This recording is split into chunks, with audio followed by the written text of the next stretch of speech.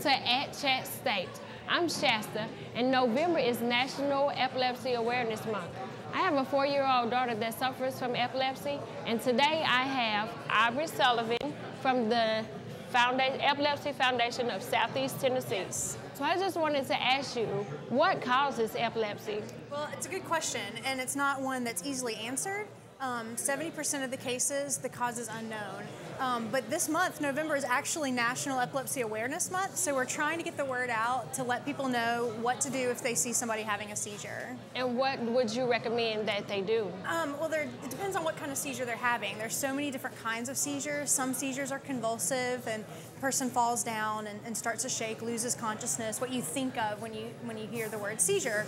But some seizures can look like they're spacing out for a few seconds. Some seizures can look like they're confused and wondering about. So the first aid really depends on what kind of seizure they're experiencing. But for a convulsive seizure, if you come across somebody who is on the floor convulsing, the biggest things you can do is stay calm. If you freak out, then you can't help the person. Right. You want to time it, because if an ambulance comes, you want to be able to tell the ambulance how long they've been experiencing the seizure. And the biggest thing you can do to help them is turn them on their side.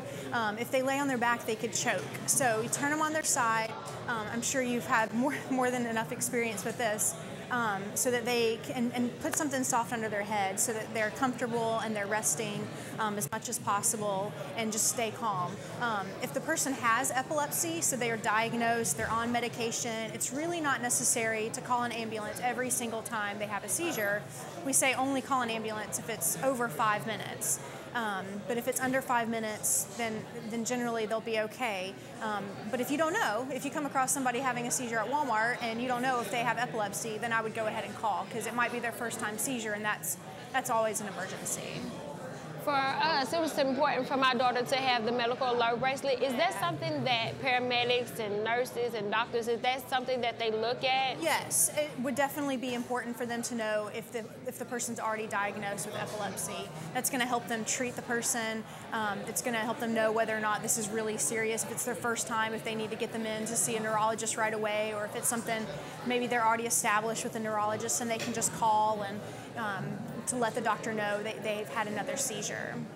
And for November being national awareness for epilepsy, what are some of the things that you all are doing to get the word out, to get people more aware? Because I know you want to get 1 million people. Right. We're trying to educate 1 million people this month on how to get Seizure Smart.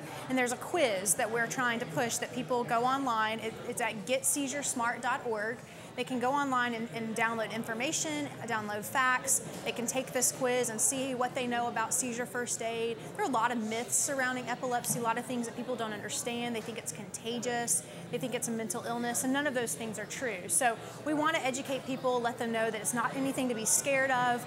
The person can't control it. It's not something they can catch, and to be really sensitive and treat that person normally, but then to know how to help them when they have a seizure. So we're trying to let people know, get out and take this quiz, distribute it to their friends, help get the word out, to let people know what to do if somebody has a seizure. Okay, so the best thing to do is to get yourself well informed, because I realized that the little I thought I knew about epilepsy is nothing compared to what's all out there for me to learn. Every day I'm learning something different about epilepsy. It's more common than multiple sclerosis and cerebral palsy and Parkinson's disease combined. One in 100 have it, but actually in a lifetime, 10% of people will experience at least one seizure.